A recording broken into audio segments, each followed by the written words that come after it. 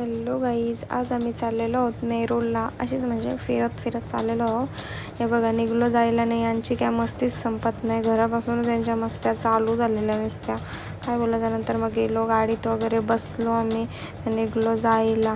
तर पोचलो तिथं, तर याला सांगतो चल, त्याला गर्लफ्रेंडशी बोलायचं आहे तर नाटका सांगते. मला बोलतं झोप आले.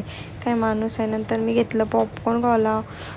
मस्त लागत होतं, भारी. बघा, मागत होता. नंतर गेलो इथं थोडीशी शॉपिंग केली. इथून गाडीनं आलो, त्याचं केस बघा किती वाढलेलं आहे.